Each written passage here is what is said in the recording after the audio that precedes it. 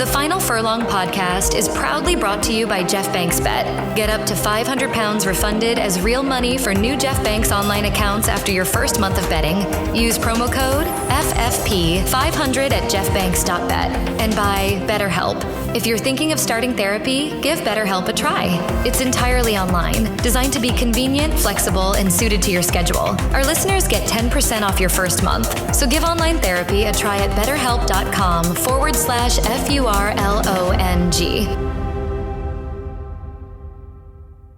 As our countdown to the Prix de l'Arc de Triomphe continues, if you're going to talk about the big race, you have to get a French racing expert on. And I'm delighted to say that we have got the very best French racing expert from Sky Sports Racing, Laurent Barbarin. Welcome back to the show. Thank you, Emmet. How are you? I'm in good form. I need your guidance, your expertise, and your help to try and unpack the puzzle that is the Arc de Triomphe. And before we start with any puzzle in racing, we have to talk about the ground conditions. Paris Longchamp has been interesting ground conditions the last couple of years. John Gosden was saying 2 years ago, hey, they told us it was soft ground. That's more like good to firm. So the very soft ground that we're forecast now, what do you think the conditions really are, and what are you expecting on Sunday? Well, on Sunday, we need to see the weather tomorrow and the day after tomorrow. I mean, on Friday and Saturday, they are expecting some sun, some lovely blue sky with sun, so it's going to dry out a little bit. But we saw Chantilly today was very testing. Yesterday, Auteuil, which is half a mile from Longchamp, was extremely testing as well. So it's going to be soft at the most, not at the most, at least soft. At least I hope it doesn't get too testing. Maybe very soft, but I would say soft. Okay, not going to be ideal for one of the horses I was liking, Fantastic Moon, for example. He really needs. No, yes, that's the only one I would say, Matt. The only one that would be bothered. Yeah, so spend hours going through the form and then realize, he's got no chance because that turn of foot's going to be blunted. So let's talk first of all about the French trained 3-year-olds. There are 3 of them towards the top of the petting: Luc de Vega, Saucy, and Dilius. There's not a whole lot between them. Luc de Vega came out on top in the French Derby. Saucy beat Dilius in the Grand Prix de Paris and then confirmed that form with Luc de Vega in behind in the Prix-Niel. But the talk was Luc de Vega needed that run. Dilius will probably improve as well, and almost certainly for André Fabre, Saucy will too. So how do you assess those 3?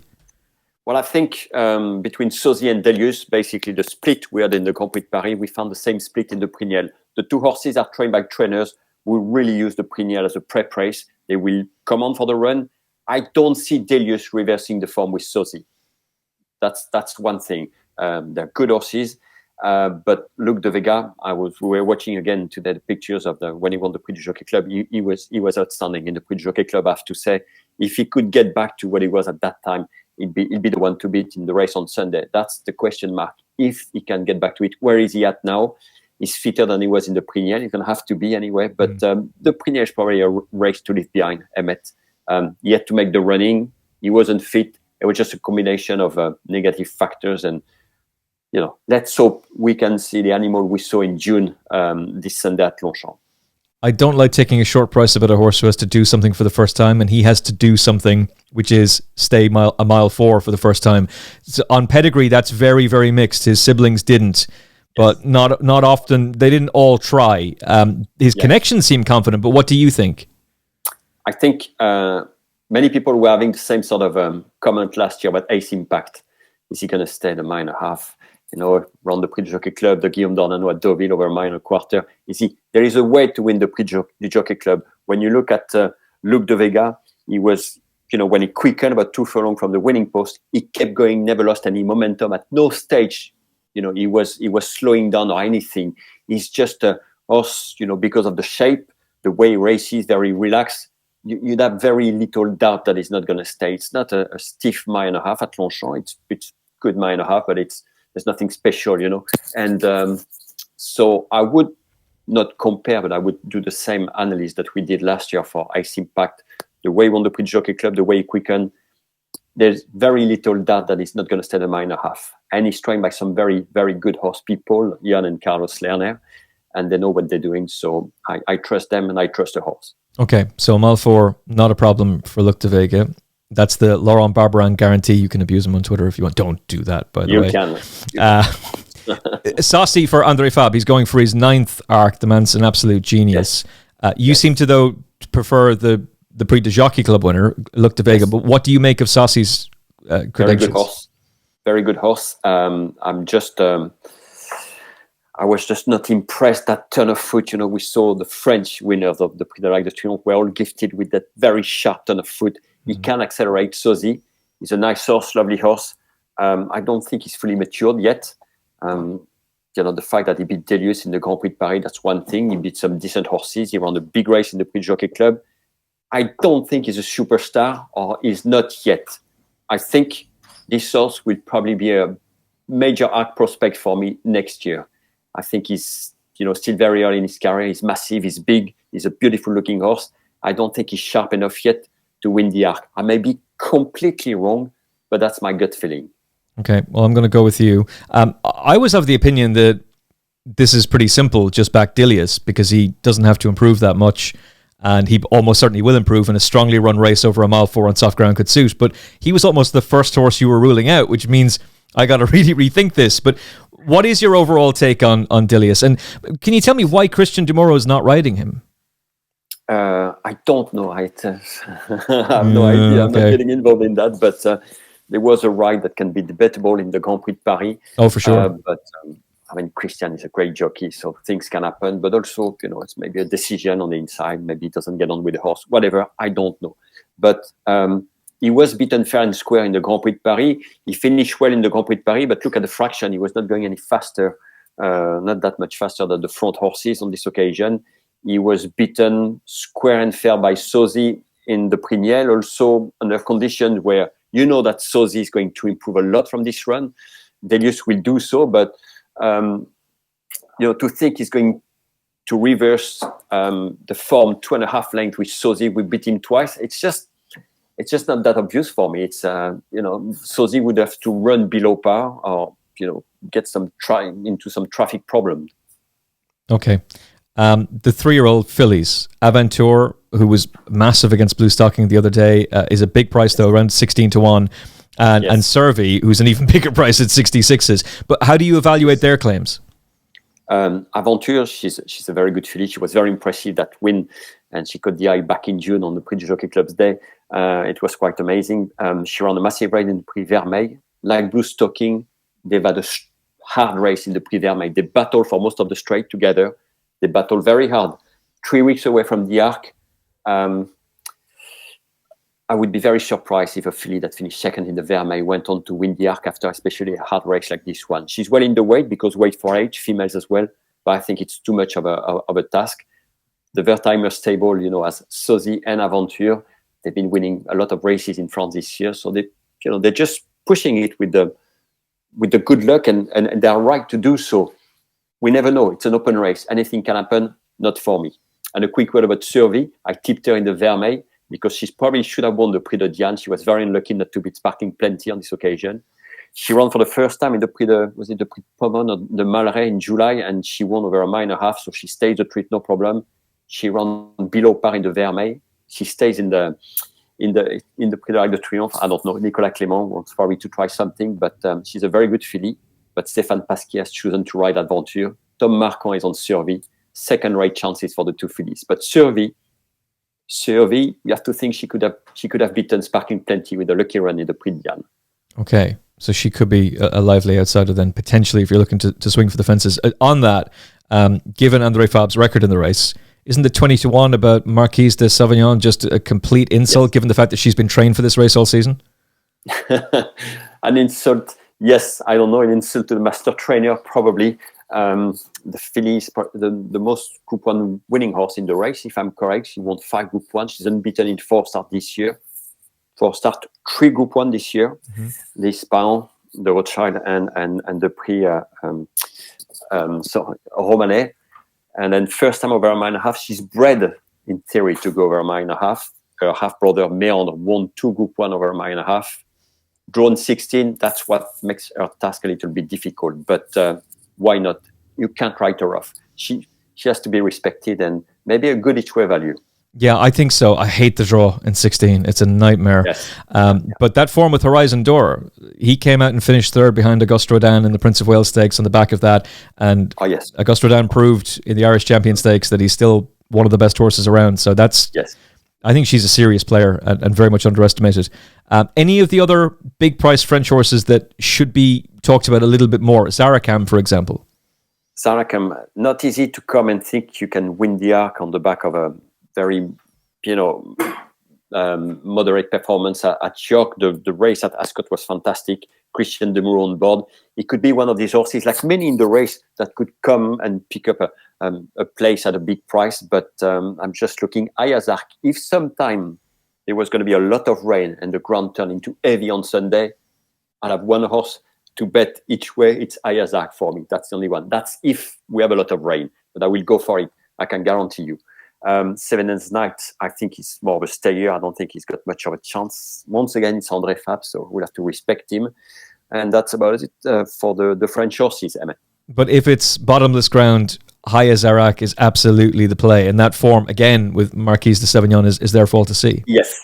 Ayazark and Sunway also. I remember tipping Sunway last year in the Critérium de Saint-Cloud because the ground was going to be bottomless. Sunway is by Galloway, and he loves the mud. So that's those two horses. If the ground turns into heavy, all the tipping is going to change by Sunday, and we'll go for Ayazark and Sunway. Well, David Manoussier is going to be very, very pleased to hear you say that on the show as he listens in. On the Aidan O'Brien contenders, Continuous ran a massive race in the Arc last year. It's been a stop-start season so far. He had a setback. Things haven't been perfect for him, but Christophe Soumillon takes the ride. Again, hate the draw. Los Angeles, of the 3-year-olds, surely he's the one who's the most classy and the most consistent. Stall 10 isn't ideal, but Ryan Moore can help alleviate that, as you were saying on Sky today. You mean the most classy amongst the foreign horses? Is that what you mean?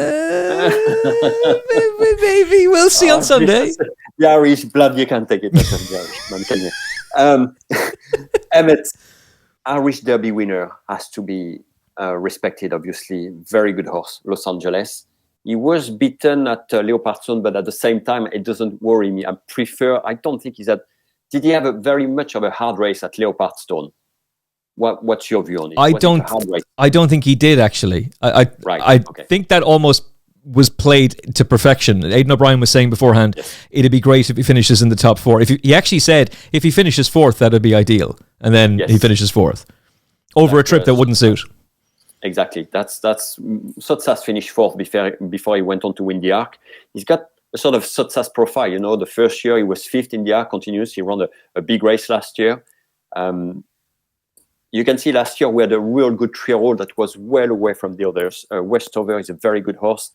He was beaten fair and square, and continuous was, he would have to improve still quite a bit on last year's run to win, but sorry, we're talking about Los Angeles. Yeah, you're okay. You can mix in the two.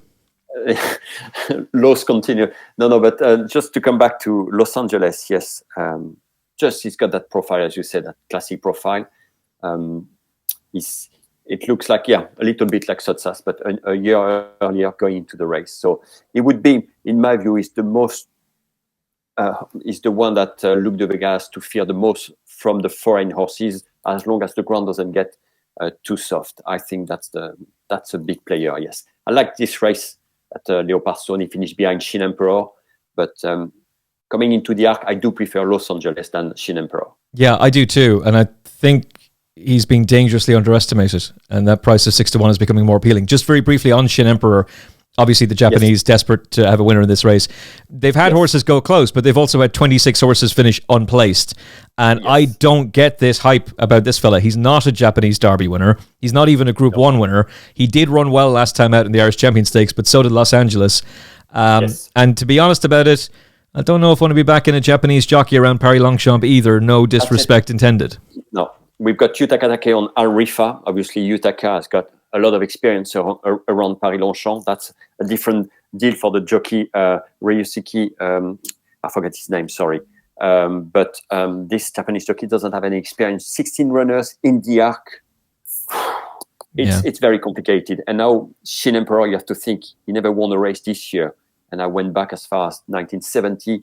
I could go back, I think, even further to find a horse who won the Arc, who never won a race that same season before the Arc. I don't think it happened in the history of the Arc. It could happen on Sunday. It could.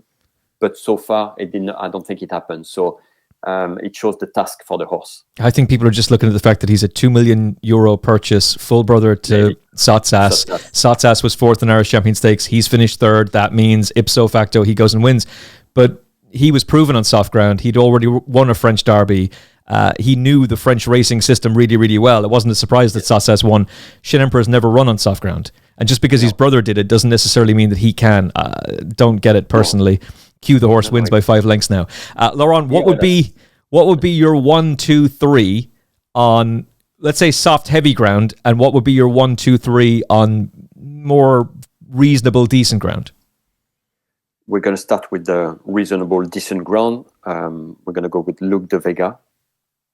That's one. I think Los Angeles is definitely one to fear. And I suspect that Riffa, I'm very hesitant amongst the older horses between Riffa and Marquis de Sévigné. I'll leave Marquis de Sévigné to you, and I will go with Riffa for the place, because I was very impressed by the way he won the German Group 1. I think the race is a little bit far, back at the beginning of August, to go into the Arc 2 months later. But then again, he should have been prepped ideally by Joseph O'Brien. So yes, Luc de Vega, Los Angeles, Riffa. Yeah, Joseph O'Brien horse won't lack for fitness, although from memory, 18 of the last 21 winners had won at least 21 or 28 days before the Arc, or at least had a run in between that window, so not ideal. And then if it's soft or heavy ground, what is Laurent's 1, 2, 3? It's Luc de Vega, Sunway, Ayers Arc. So this is all about Luc de Vega for you. How did you guess? Yes. Yes, it is, Emmet. I just have in mind, again, it was the same last year. I see Impact winning the Prix du Jockey Club. He did something quite remarkable, and I still think that Luc de Vega did something quite remarkable when he won the Prix du Jockey Club also. If that same horse turns up on Sunday, there's no race, Emmet, if he does. Okay, we've been warned. We have been told the French are keeping the Arc, and it's going to the French Derby winner, Luc de Vega. We're going to be tuned into Sky Sports Racing's coverage on Sunday. You're going to be there in Paris Longchamp on Sky, Channel 415. There is a big team on Sunday. There'll be Martin Kelly roving, Jamie Lynch, of course, Jason Weaver, and Alex Hammond presenting. So the full team is there. It's going to be a lot of fun, and hopefully we'll find a good few winners. Hopefully lots of winners. Bring an umbrella by the sounds of things. Hopefully it brightens up. But looking forward to seeing the coverage, and looking forward to speaking to you again very soon on the show, Laurent. Thank you so much for your insight today. It's a pleasure, as always. Thanks. The Final Furlong podcast is proudly brought to you by Jeff Banks Bet, where tradition meets cutting-edge technology, and with major flat racing festivals on the horizon and the new jump season about to kick off properly, it's time to leave behind the corporate bookmakers who don't value your loyalty. At this point, you've got to be fed up of their restrictions, endless affordability checks, and losing out on incentives just because you dare to win a bet. Jeff is the bookmaker fighting for your right to bet, giving you the freedom to enjoy British and Irish racing the way it should be, and you can watch all that racing on the Jeff Banks Bet app. So say goodbye to bookies who want you to lose your hard-earned money on their online casinos, and say yes to unbeatable odds and a bookmaker that truly values your custom, Jeff Banks Bet. Final Furlong podcast listeners who sign up to Jeff Banks Online using the promo code FFP500 can get 10% of any net losses returned as cash after your first month of betting, up to £500. It's an offer you won't see anywhere else. Visit jeffbanks.bet today and enter promo code FFP500 and join the excitement. That's jeffbanks.bet using promo code FFP500, because your betting experience deserves more. Great to hear from Laurent Barbarin. We'll see him on Sky Sports Racing on Sunday afternoon. Now let's hear from the lads, the boys, the fellas, to get their tips for all of the big races over the weekend, but particularly the Arc de Triomphe. Peter Michael and Andy Newton, as usual, on a Thursday with me to break down the big racing. I think one of us had a nice result to celebrate at the weekend, and the rest of it was kind of like mixed. But Peter's in great form. Andy's in great form on the tweet machine. You should be following both of them on X. We'll put up their Twitter handles on the screen in a second. Let's first of all take a look, though, at the main race of the weekend, the Prix de l'Arc de Triomphe. Luc de Vega, obviously Laurent is a big fan of, is the 4-1 favourite with Jeff Banks Bet from Saucy, who's the same price. Los Angeles is 6-1 shot. Shin Emperor the same. Riffa 9s. Dilius 10s, and Bluestocking a similar price. Double figures about the rest. Peter Michael, who really interests you in an open renewal of the Arc de Triomphe? Yeah, well, I mean, we were just saying before we started, and I was saying to you lads, like, normally the Arc, I'd be looking forward to it, to be a star there. You'd want to see how they get on, he or she. But there's nothing really in this year's Arc that, that I'm looking forward to see. So I think it's a very wide open Arc, and I wouldn't be surprised if anything won it, if I'm being honest. I don't have any firm opinions on it, but obviously with it being the Arc de Triomphe, we all have to study it and have a look at it. And if I'm going to go for one, I'm going to go for the Japanese horse, Shin Emperor. Oh my God. I think, right. So that must mean he is no... Oh, come on. I want to hear. I'm very keen to hear your reasoning as to why you think this fella can Okay, win. well, as I said, I don't have any firm opinions on it, Emmet, but I wouldn't say he was a hard luck story in the Irish Champion Stakes, but if there was a horse who you could upgrade on that race, he'd be it. And I believe, my memory might be letting me down now, I think when the trainer was interviewed, they kind of said that he was going to come on a good bit for that. That was like a stepping stone to the Arc. And if you watch it again, he only got clear room inside the last furlong. And then he made up, put it to you like this, the way the race went, if they're running on good ground, which they're not, but if they're running on good ground, he should definitely be ahead of Los Angeles from what I saw. Now, obviously, we're running on very soft ground, which is an unknown, but there is, on his dam side there, as we know is a more important side, there is a few progenies there that do go with cutting the ground, and with a lot of cutting the ground. So that's where improvement might come from, because he's obviously never raced in soft ground or heavy ground before. Whether he goes on it, we don't know, but as I said, there's a good chance in the breeding side of it that he will. And I think you can upgrade that last run. And the fact that his trainer, Yoshito Yahagi, I think that's how you pronounce it, said, was that right? I'll take your word for it. I've got no idea. Sounded good to me. I really enjoyed Shogun. On Disney Plus. I'm looking forward to season 2, but I have no idea how to pronounce that name. But look, I think he's going to, if he goes on the ground, which obviously is an unknown, but I think he's bred to go on it. I think he's going to run a big race. If you go through them, I mean, look to Vega and Sosi, they have formed the ties together. Look to Vega beat Sosi on the 2nd of June by 2.5 quarter lengths. Then they both ran against each other again the 15th of September, but they both had a break. So obviously that was a stepping stone to this race. So we don't know what level of fitness they turned up at. So it's hard to gauge between them. It's hard because one's beating the other and the other's beating the other. And you don't know what level of fitness they were at the last time. So I don't know. I don't really follow French racing much at all. So I'm only looking at this, obviously, because it's the Arc. Los Angeles, look, he ran a good race in the Irish Champion Stakes. He ran better than I thought he would, distance-wise. I mean, he's beaten a length and a quarter, which is a good run. It's not a great Arc, as we said, so I suppose he could win it, but if he does win it, then it definitely wouldn't be a great Arc in my mind. And then of the rest, I wouldn't rule out Al Riffa, obviously you have to give a chance to. Jesus. And the other O'Brien horse, Continuous, could run well. But in saying that, I'm going to go for the Japanese horse, Shin Emperor, but nothing major. I know Andy and you guys must have something better than I do for this one. I don't know that I do have something better. I'm sure Andy does. Are you not concerned about the jockey on Shin Emperor just like hailing a cab the whole way around? Look, these guys are very clever. They'd gone through this race many, many times and they'd have a plan. But we all know the Arc is a very rough race. So, you're going to need luck and running.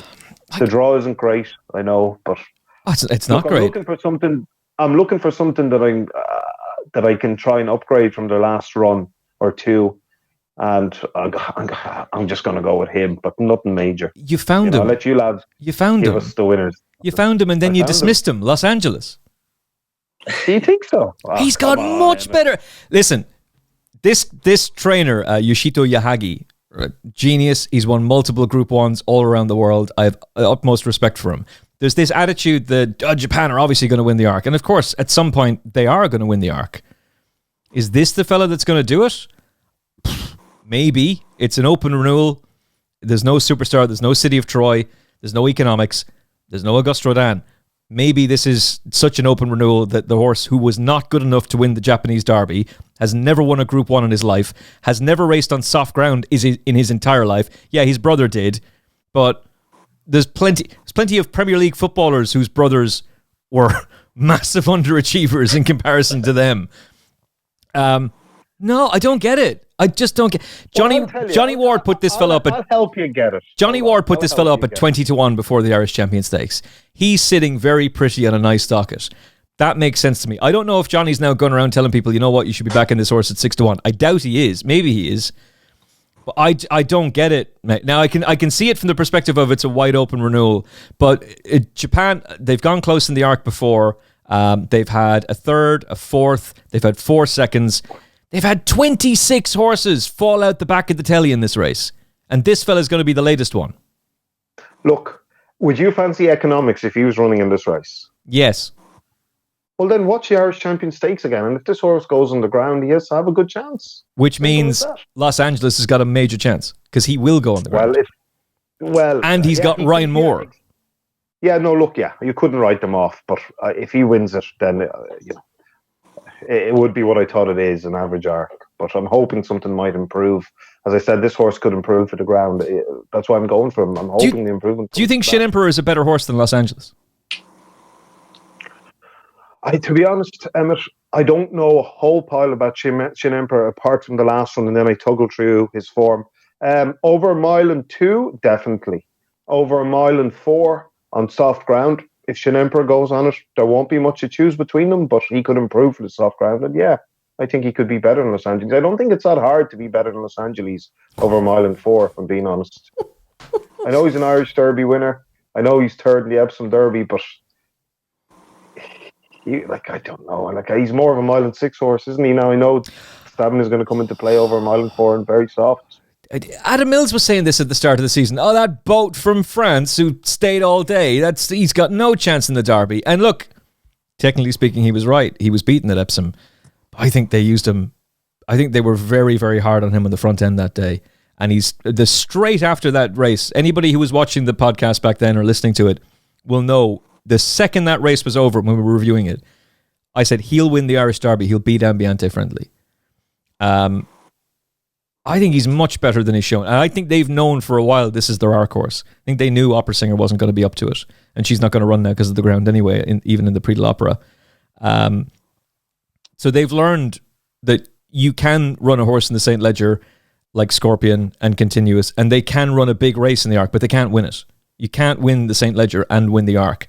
But you can come from the Irish Champion Stakes where you're staying on 4th or 5th and build from that and go. And I think it's very, very interesting they decided to do the complete opposite with this guy. You win a St. Leger trial in the Great Voltigeur, giving weight to Illinois. That means on a strict line through Illinois, who he's beaten twice, he doesn't have a whole lot to find with Saucy. And he certainly doesn't. He's better than Dilius. And there's probably improvement to come. So if he doesn't have much to find with Saucy, and he doesn't have much to find with Shin Emperor, and we know he'll like the ground, and we know he'll appreciate going back up on trip, and he's got Ryan Moore, then the 6-1 is the play. Who's never lost on the horse. Another good point. Unbeaten under Ryan Moore. 2 from 2. Yeah. I don't like stall 10. Shin Emperor, right? It's going to be one of those horses that, could it even go off favourite? I don't know. Oh, he could. He could. With all the, the backing, he's going to get in Japan and stuff. I think their Deep Impact when that came to third, didn't it? And then got booted out, disqualified for some. I forgot that. Yeah, I think it got booted out after the race. I think we should point out, this fella doesn't have the fan base that Deep Impact had. Like, Deep Impact had a travelling battalion of people following him around, wanting to back him. Shin Emperor doesn't. And Deep Impact, by the way, was a multiple Group 1 winner. Shin Emperor has never won a Group 1. Yeah. But he could be very, very prominent in the betting for sure. Yeah, and the way, as you guys have said, the way he's been running, especially in the Irish Champion, stayed on.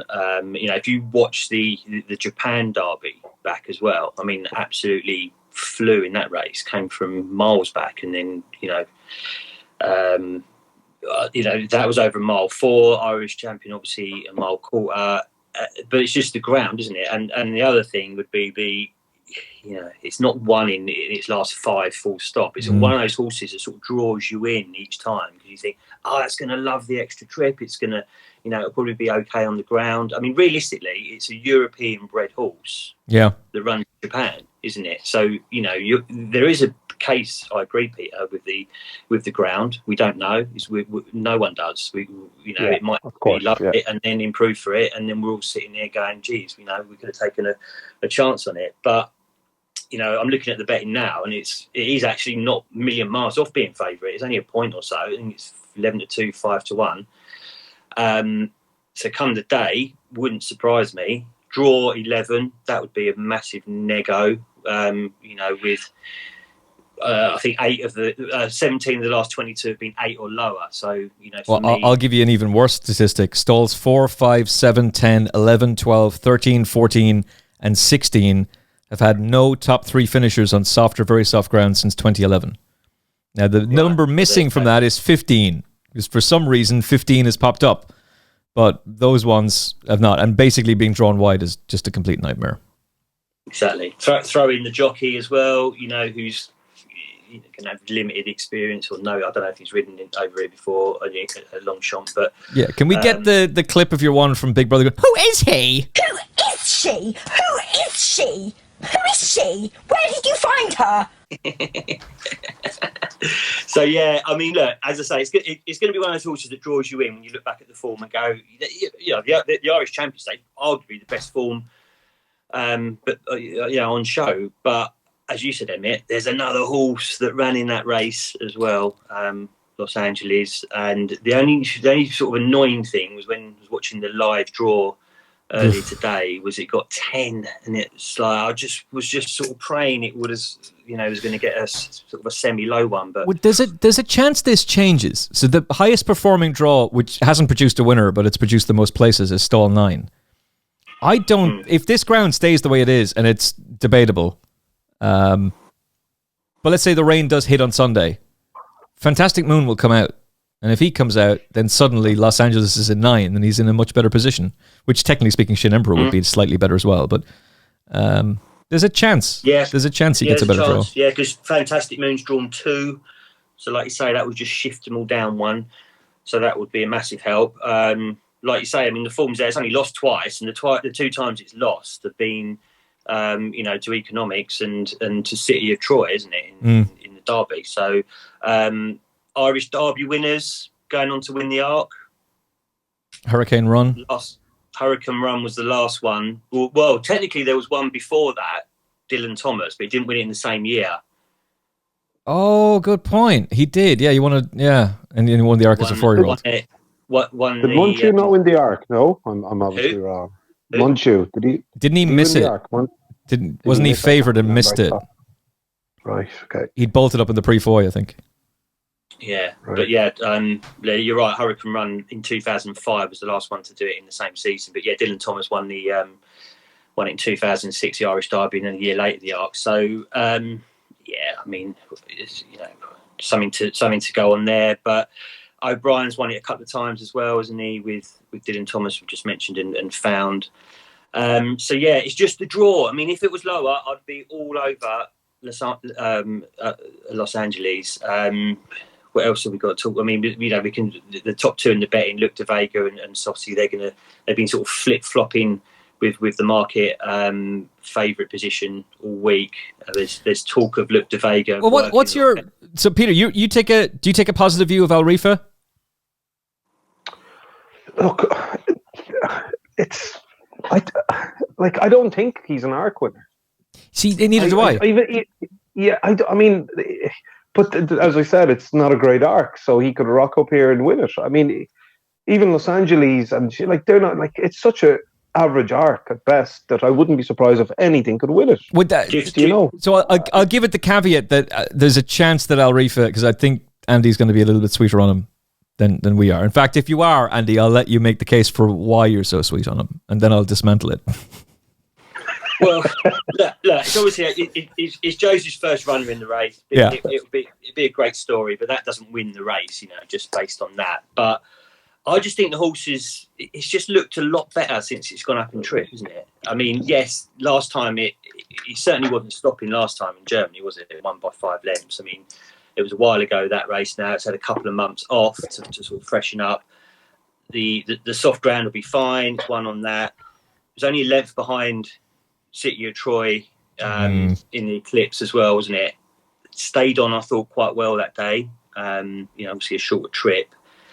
I don't know. It's just one of those. It's unexposed over the trip. That's what that'd be my angle. And it was super impressive last time when it tried it, and it has been staying on very well over a mile and a quarter. I have to say, jockey 10th. He's had 10 rides in the race. Yeah, he's a legend. He's a fantastic jockey. Paris Longchamp in the Arc, no thanks. I would much prefer Dylan Brown on him than Utakitaki. Like, he's a fantastic jockey. He's achieved more in life than I ever have and ever will. But in an Arc, on a 9-1 shot, no thanks. I'd rather go somewhere else. His Group 1 win as a 2-year-old looked great at the time. That's one of the worst runnings of the Vincent O'Brien National Stakes you'll ever see. Aesop's Fables was sent off favourite for it. He's a sprinter. He's a very good one, but he's a sprinter. Shartash is now a cast-off from the Aga Khan, and he's a sprinter as well. He's in behind. Hans Andersen got within 4 lengths of him. He's a bloody pacemaker. That's a terrible running of that, right? And Proud and Regal didn't train on as a 3-year-old either. His 2 key pieces of form, well, the 3 that give him a chance of winning this race, are that second to Ace Impact before he goes on to win the Arc. Context is key. The connections of Ace Impact were adamant. He was 80 to 85% fit. So is that really form you're shouting about in Sandown against City of Troy? That's not the real City of Troy.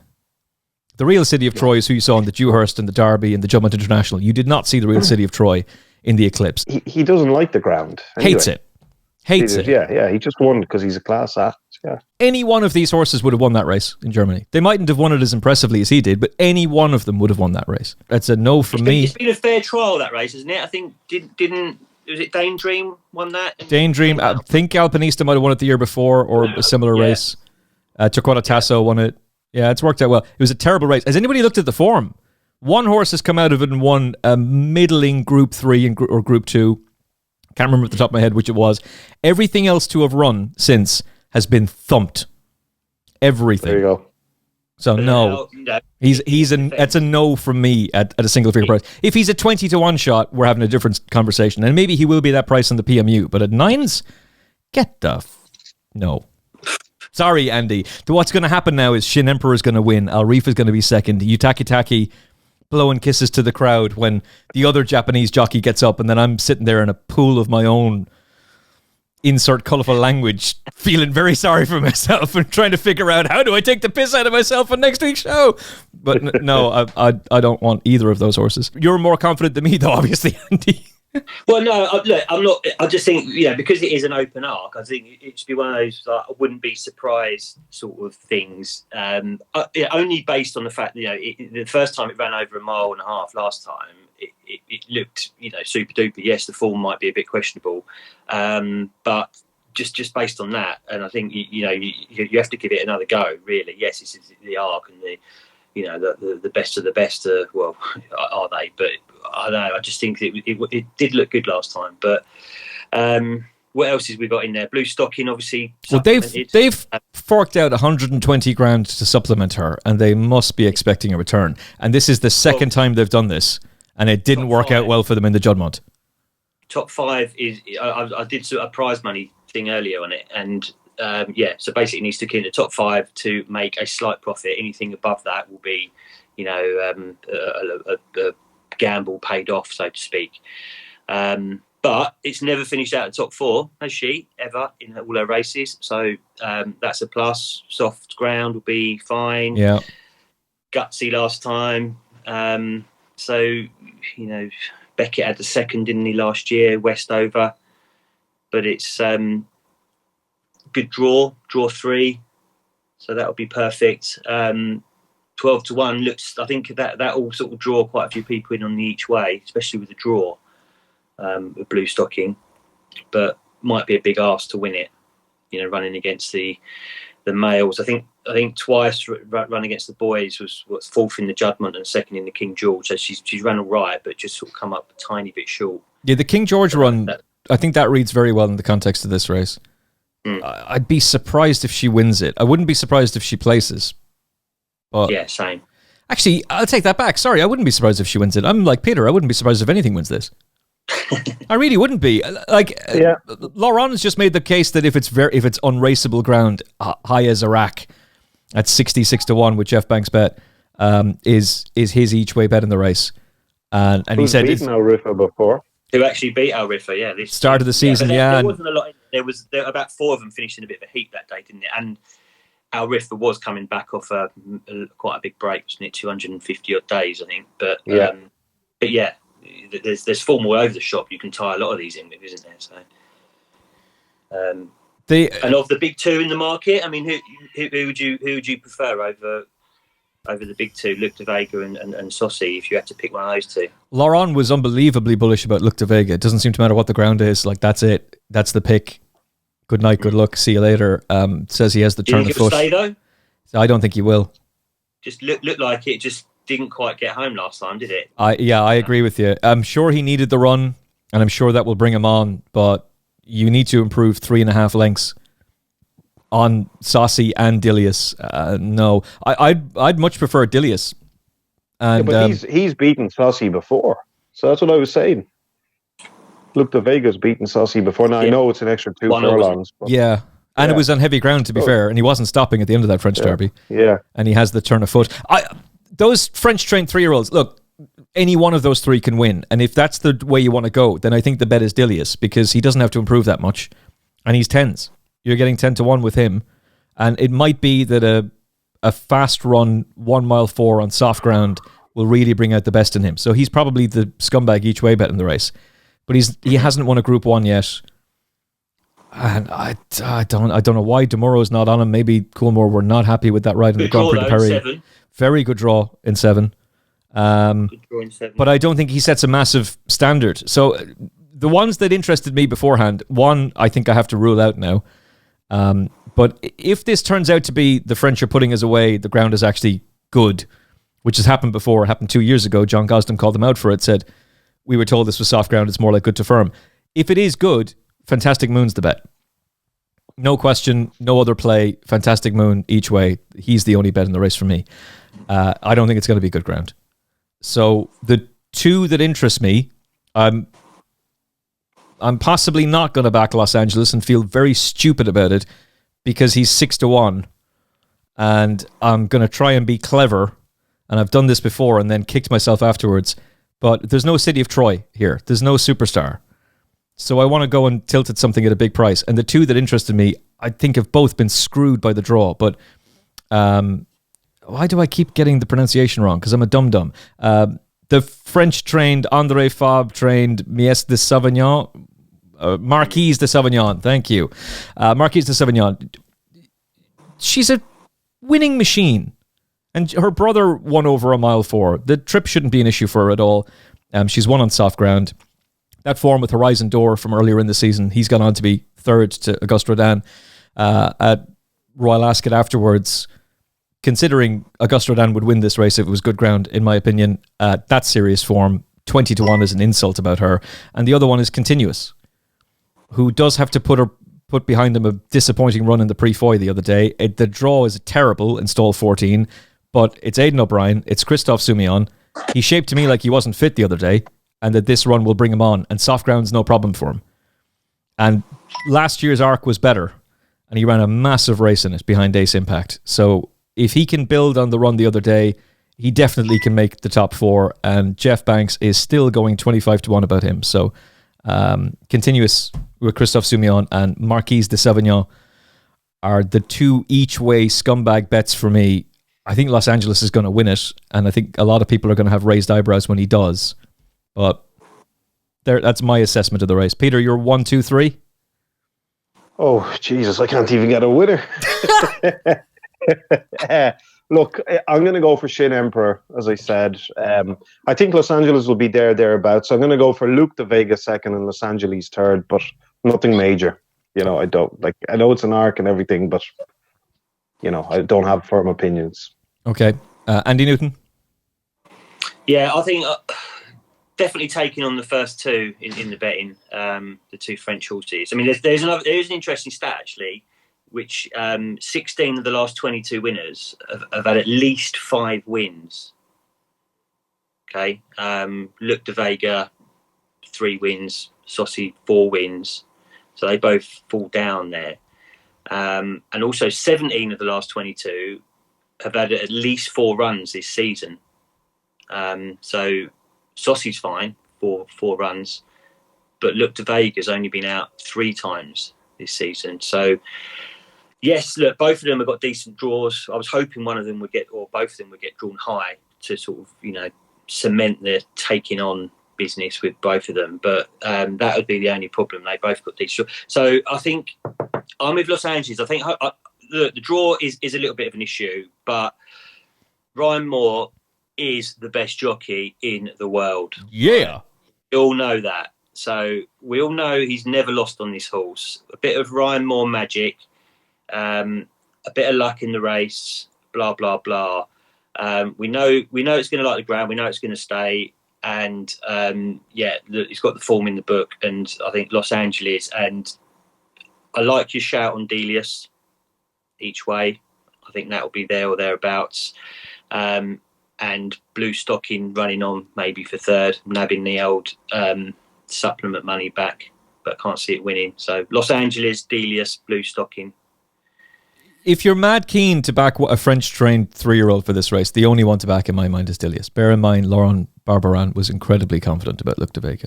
Incredibly confident about him. I just can't see it getting home. I mean, I know that he's 4-1, mate. I needed the run, and it wasn't fit last time. Yeah. But it just clearly didn't stay the last 2 furlongs, in my opinion. But I agree, and he's 4-1 as well. He's just the wrong price. But I have major respect for Laurent. And check him out on Sky Sports Racing between all the commercials they play. Jesus Christ. Speaking of commercials, we'll do one. This is a paid advertisement from BetterHelp Therapy Online. What are your self-care non-negotiables? Maybe you never skip leg day or therapy day. When your schedule is packed with kids' activities, big work projects, and more, it's easy to let your priorities slip. Even when we know what makes us happy, it's hard to make time for it. But when you feel like you've no time for yourself, non-negotiables like therapy are more important than ever. If you've ever been in therapy, then like me, you know how beneficial it can be. But it's not just for those who've experienced major trauma. It's helpful for learning positive coping skills and setting boundaries. Therapy empowers you to be the best version of yourself. If you're thinking of starting therapy, give BetterHelp a try. It's entirely online, designed to be convenient, flexible, and suited to your schedule. Just fill out a brief questionnaire to get matched with a registered therapist and switch therapists at any time for no additional charge. With almost 5,000 therapists in the UK already, BetterHelp can provide access to mental health professionals with a wide variety of expertise. Visit BetterHelp.com/furlong today to get 10% off your first month. That's BetterHelp, HELP.com/furlong. This is a paid advertisement by BetterHelp. Give online therapy a try at BetterHelp.com/furlong to get 10% off your first month and get on your way to being your best self. Very quickly, some of the supporting races on the card. If I was to say to you, Peter Michael, there's a stone cold solid moral running at Paris Longchamp on Sunday and he's called Henri Matisse, would you call the men in white coats? Well, look, the horse is full of ability, isn't he? But obviously he's a bit quirky, so I presume if he runs, he'll be ridden accordingly to that. Whether he'll have any headgear on or not on that ground, I don't know. But look, yeah, he's got a lot of ability, and if they channel it in the right direction, he'll be a hard horse to beat for sure. I don't know how the hell he got beaten the other day. It still puzzles me. As I looked at dockets that had Lake Victoria on them and Kyprios on them and going on to Henri Matisse, like, oh my God, how? But Hot as Hell then comes out and wins the Beresford and just proves what a good horse Henri Matisse is. If it is very soft ground, I don't think Field of Gold will run. The dam was taken out on soft ground. His races so far have been good to firm. I don't think they'll run him. And even if they did, I don't think he'd be suited by it. Whereas Henri Matisse I don't think he'll have any issue with this. Out of Immortal Verse by Wooden Bassett, he wins. He just wins. Don't complicate your mind. Don't overthink it. He will win. There's a granddaughter of Zarkava in action in the 12:55, the Prix Marcel Boussac. That's great. Good luck to her. A Bedtime Story will beat her. Aidan O'Brien's juvenile fillies are just unbelievable. They're winning everything. Don't get off that gravy train. And Aidan O'Brien's immediate reaction after Lake Victoria beat her was, we'll get her back. And this appears to be the race they're going to go for. So don't complicate your mind too much on that when she goes and wins. Kyprios goes and wins. The question is, how far, Peter Michael? Oh, I don't know. He was it this race last year or 2 years ago that he veered completely 2 years ago to the stand side left, and he still won. He'll win by what? It depends how much Ryan wants to get out of him, but yeah, he'll win maybe 7, 8 lengths. There's talk that he's going to go to Champions Day as well, right. Which I find odd. But I have a sneaky feeling he won't. I think that this will be the end of it for the season for him. They'll bring him back next year. He'll win his 3rd Gold Cup. And the horse who will run on Champions Day is Illinois, who is now 5-2 on for the Group 2 over a mile 7, the 12:23 on Saturday. He'll win that. And then they'll say, okay, well, he can take advantage of the age allowance in the Champions Day race, win that Group 2, sign off the season, and then come back as a stayer next year. So you can back him anti-post now, I think, at 10-1 for Champions Day. If Kyprios lines up, you can forget about it. But if I'm right about that, then interesting shout. That I mean, 10-1. this will be what, 6th race this season for Kyprios? Yeah, about that. Quite a like you might be right. It's quite a busy season, isn't it? Look, last couple of times, and even Ascot, I was like, yeah, I'm going to get this one beaten today. Kyprios this is, and even at the Curragh last time in the Irish St Ledger, I think I went against him, and you both were laughing at me, and too right, because every time I was just like, there's going to be one that gets it. But now I just you got to stick with Kyprios. I mean, Trushan, he's won this race a couple of times. We love the ground. James Doyle takes over from another Doyler, Holly on it, and he's actually 1 from 1 on the horse. I think he actually won it when Trushan won this race in 2021. He was on it, James Doyle, so that's fine. But 8-year-old now. Same with Coltrane, really. He looks like he's a bit of a downgrade, doesn't he? Miss Cynthia, just thanks for turning up. Yeah. And realistically, the French horse would be probably plugging on for 2nd double major. But yeah, it's sort of pretty obvious stuff, this one, really. I think Trushan might get 2nd. Yeah, maybe. It'll be. That's the race, really, isn't it? I mean, you unless you're whacking it in forecasts and trebles and this, that, and the other, he's probably having a bet in the forecast, or and just seeing which one, double major or Trushan. But yeah, 1 to 3. So, I mean, gamble responsibly and all that, and you can get 10% back in your net losses if you sign up to Jeff Banks Bet now using the promo code FFP500. So technically speaking, you don't lose. You get something back if you place a bet with Jeff and your horse gets beaten anyway. But that's just put it down and pick it up stuff. Like Kyprios, unless Ryan Moore suffers a concussion as the stalls open, and even if he does get concussed, he'll still bloody well win. Wasn't it some jockey won a race? I don't know where it was, years ago. Shouldn't laugh, but I think he had a heart attack during the race, and actually the horse took him over the line. Shouldn't laugh. Yeah, Emmet's laughing. Well, he still won. Yeah, he still won.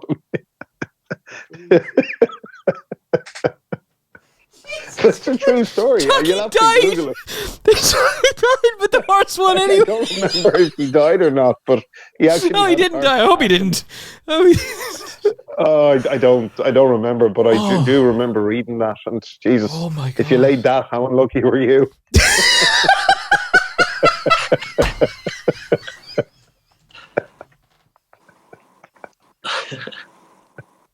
But yeah, we'll have to Google that one. But listen, we shouldn't laugh, yeah? No, oh we shouldn't man, what laugh. a horrible person I am, by the way, to be just bursting out laughing at a poor jockey suffering a heart attack during a race. But how ridiculous is that? Well, everyone's going to be Googling it now, aren't they? Jockey heart attack, finish.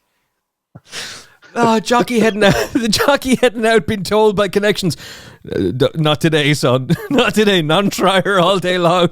Has a heart attack. The horse goes and wins.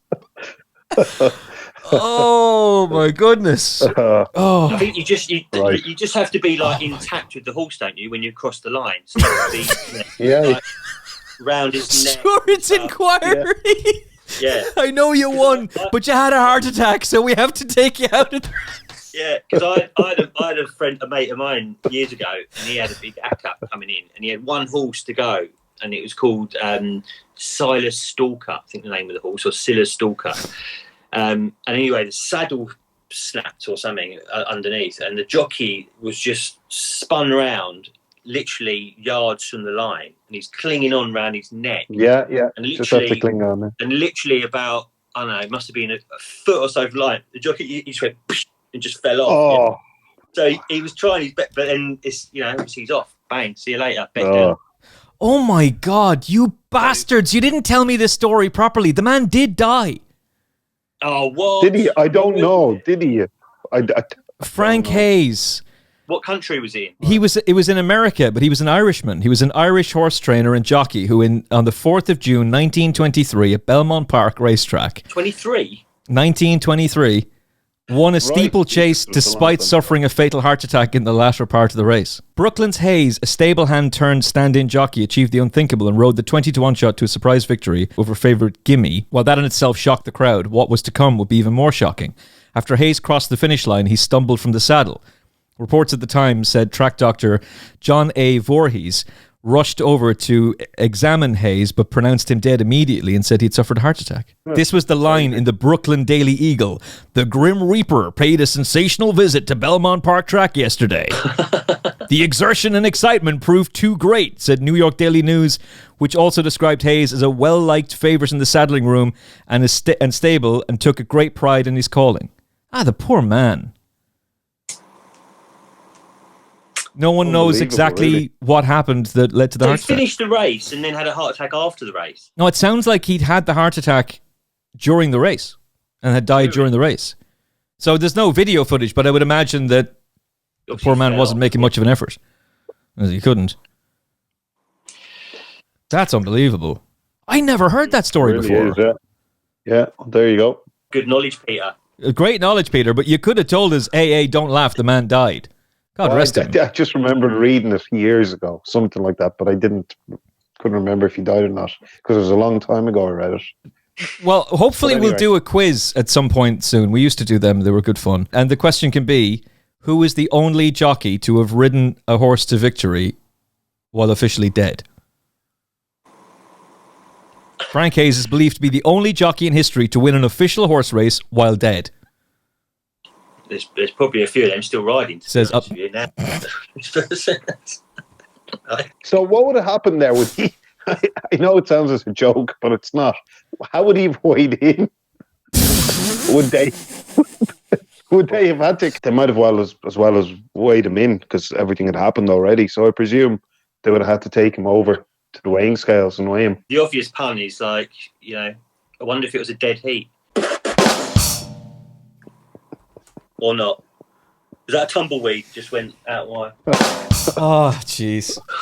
Deary me. Where's the... Oh, dear. On that bombshell, and God rest that poor jockey. Are we going to leave in the three of us, well, me in particular, bursting out laughing at that? Is that staying in? Oh, great. So I look like a really, really horrible piece of work there. Yeah. Thanks a bunch, Peter Michael. Thanks a bunch. Jeez. That's a great story, though. It actually is, yeah. And one that I'm amazed I was not aware of before. All right. Frank Hayes. God rest him. 3:35 is the BetMGM Challenge Cup Heritage Handicap. 18 runners, over 7 furlongs at Ascot. Peter Michael, who's going to win? Oh, this is my bet of the weekend here, Emmet. I'm all over a Cajun Thunder here. He should have won the other day. Should have won the other day. This horse is 14-1. I've put him up on my tipping page there. I think this has a serious chance. Only ran 3 times on the turf. His form figures are 2-1-2. I'll just bring him up here. Yeah, first time on the turf was behind La Trinidad. Ran a nice race, just beaten by better horse in the day. Second run on the turf at Doncaster, he won from an impossible position. Mark Wynne rode him. If you go and watch that race, you wouldn't believe he's won from where he was. And then to back that up as well, the second, Persuasion, has ran 3 times after that, has come third, and 1 in his next 3 runs. I don't know if he's ran more than that. The third, Summer of Love, has won his next 2 races. The fourth, Regindri, won next time out. And there's others in the race as well that have ran well from that race. That form has worked out very well. And I know he was off 88 there, and Mark took off 3, so he ran off 85, and he's off 93. But Mark gave him a poor ride. The horse bailed him out of jail that day. And then I'm focusing on his turf runs because I think he's a better turf horse in all weather. And last time was his first run on very soft ground, and he was drawn on the wrong side, but the jockey dropped him in, and he kind of dropped him in and brought him over kind of a bit too much, and that kind of backfired. Now, you can't blame him. Going into the race, it was the right thing to do. But in hindsight, if he hadn't come over as much as he did, he probably would have got the gaps earlier, and he possibly would have won. The drawing of the ground is going to suit him, even though he goes and he appears to go on any ground, so soft ground won't be an issue. But his turn of foot will be more potent on good to soft or good ground, which I'm hoping it'll dry to. The stalls are stand side, so 14, I think, and I hope Andy's going to tell me in this race is a good draw with the stalls being stand side. My worry is he might be an unlucky loser again. Nothing to do with the horse, just the way the race is going to pan out. He might get the gaps too late and something might have gone and he might get to them in time. But I can't see how this horse is not going to be in the top 5. So I think he's a super each way bet. And if he gets the gaps at the right time, I think he'll win. There's pace on his side as well. There's more pace on the other side, but I think most of them are going to be coming stand side. And I think this is the bet of the weekend. 14-1 each way, 5 places. 14-1. Arcadian Thunder. Get stuck in. Don't even ask me for my nap at the end of the show. That's it. Arcadian Thunder. It's going to be some crack when he says Shin Emperor. Andy. Shin Emperor. Well, to be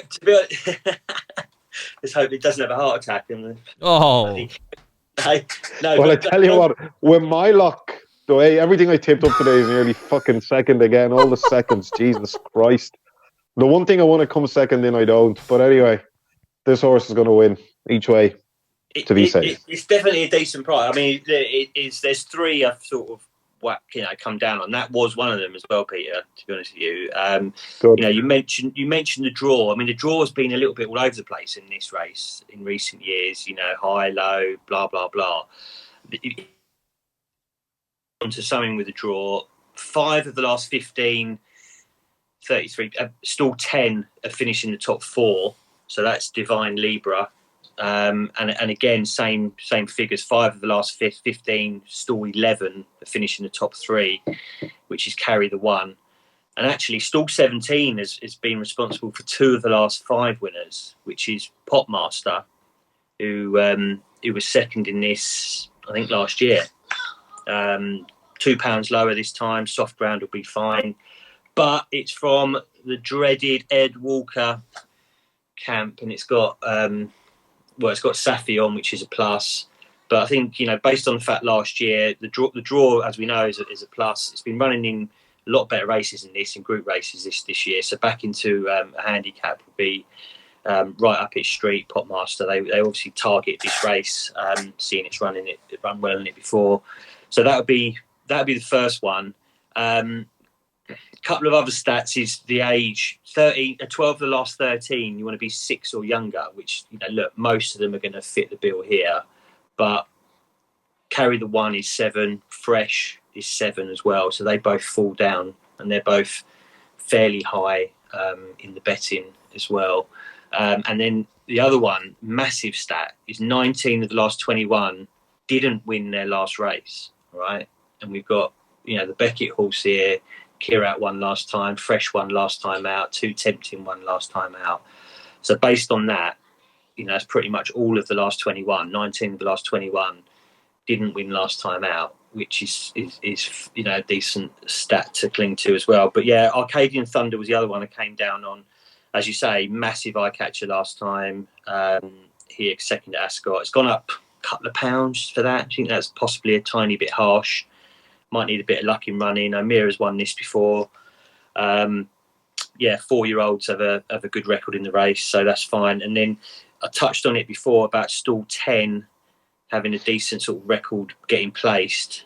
5 of the last 15. So Divine Libra, I think it was 6 in the Buckingham Palace here. So track form's fine. The Hills Yard, that would be the tiny concern. They're 0 from 20, I think, at the moment. But this horse has had a month off since he ran quite well at Chester last time out. I think it was over 7.5 furlongs. So just sort of got run out of it at the end. So back to 7 will be a big plus. 1 on soft and heavy. If it stays with cutting the ground, we don't know. But yeah, Divine Libra, Arcadian Thunder, and Potmaster.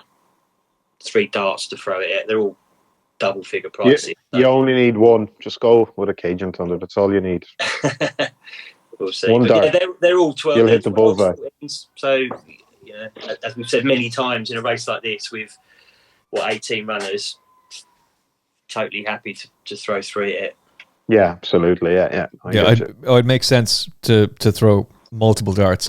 The question is, what is the nap of the weekend for the team? Gee, I wonder who it's going to be for Peter Michael. Andy Newton, what is your best bet of the weekend? Well, look, I think Tamfana in the Sun Chariot looks fairly solid. That's going to be one of the best bets. And I also think that the race we just talked about, Ascot at 3 o'clock, I think if the Dead 8 run, I think the Dream, we know it likes this race. It's won it before. If you can get a little each way, 8s 10 to 1 on that one as well. Charlie Fellows, our old mate. So yeah, the Dream in the 3 o'clock at Ascot and Tamfana in the Sun Chariot at 240 at Newmarket. I think they're going to be my 2. We didn't mention the Qatar Prix dollar, which I think this is the race that Cyrus des Angles used to win back in the day when he wasn't allowed to run, annoyingly, in the Arc. JRB came out of the Eclipse because of soft ground, and if it is very soft ground, which is the forecast now, that would be a worry. But if it's decent enough ground, they won't see which way he's gone. 3 to 1, I think, is very, very fair. And Matt was good on his comeback, but he could bounce. He could bounce to the moon. So JRB for me in that Prix dollar if he takes his chance. The bet of the next few days, I think, runs tomorrow night in Dundalk, which could very well be Friday night. Tonight, if you're watching on Friday, Bernard Shaw is going to be Aidan O'Brien's. Yeah, so I love this horse, and I was very, very keen on him going into the group race, the Future Champions race on Irish Champions Festival. At the time, I'm pretty sure I said on the show, I think this fella is going to be Aidan O'Brien's Breeders' Cup Juvenile turf horse. And this is the race that Aidan O'Brien tends to use as the prep run for the Breeders' Cup Juvenile turf. He's won it multiple times. He finds himself in here. He's a wide margin winner on the all-weather already. That's a good run in Group 2 company when upped in class on only his 3rd start. He'll win tomorrow. I have no doubt about that. Or win tonight, whatever. What time's that? 7:15? 7:15 Dundalk. He will win. I think he's 5 to 4. Well, is he any price? 5 to 4. Okay, I'll give you one for tomorrow. The viewers can double it up. Royal Hollow, 3:35 Gowan Park. It's a double for them tomorrow. Easy money. Easy game. Easy money. So Royal Hollow, Bernard Shaw, the double for Friday. That's the weekend's betting paid for, and then we really make the money on the Arc. I think it's a stick a pin in the job. We spent an age previewing it. Any one of them, it would not shock me. I think we all have to back Laurent's horse, Haya Zarek. I think we all have to back him at 66 to 1. If that horse comes in and you're sitting there going, your friends are going, oh my God, how did a 66 to 1 shot win? And Laurent has told us, and none of us have had a cent on him. We'll be sick if that happens. There was a big prize winner. Was it 2 or 3 years ago? Wasn't there 70 something to 1? I think it's Torquato Tasso, the German. Yeah, that's right. Yeah, that one. Yeah, that was a big old prize, wasn't it? Yeah, and this fella's already got Group 1 form to his name. So look, if it is bottomless ground and he goes and wins, let's not be twiddling our thumbs going, oh no, if only. And I think the best bet on the card is not in the Arc. I think it's Henri Matisse. I think Henri Matisse will win. I don't think you're going to get 9 to 4. You're getting it now. I don't think you're going to get 9 to 4 because I don't think Field of Gold is going to run. So punish them. Punish them now. And then hopefully... Sounds like another Lucky 15 is on the card. Of course there's a scumbag Lucky 15. If you want the scumbag Lucky 15... I think it's a Lucky 63, actually. It's Tamfana, Lafayette, Wilshire, Bernard Shaw, Arcadian Thunder. It pays 24,842 to 1. Oh, all right. Not bad. That'll do. We won't complain about that at all. We could throw in JRB and really multiply the winnings, but let's stick with that. And what about Arcadian? Or Arcadian's... Oh, he's in there. Right, yeah. He's the final leg of that right now. Yeah. Oh, lovely. Yeah, he's the last leg. You'll be waiting for him for about a couple of $100,000, waiting to weave through gaps. get book, the gap and zoom. asking for your passport details, not so I can scam you, but so I can fly you off to celebrate and record the show next week in somewhere very exotic. Because, you know, brilliant. It's I'm all, game for that. all on Jeff Banks, as he has to Brilliant. fork out an absolute fortune to us. So best of luck, gamble responsibly and all that malarkey. It's going to be a fascinating weekend's racing. Very confident about Arcadian Thunder from Peter. I'm very confident about Bernard Shaw. He's not quite as big a price. Andy's very confident about his selections. I think we're all trying to be bullish about the Arc. Do you know what? About turn, Los Angeles wins the Arc.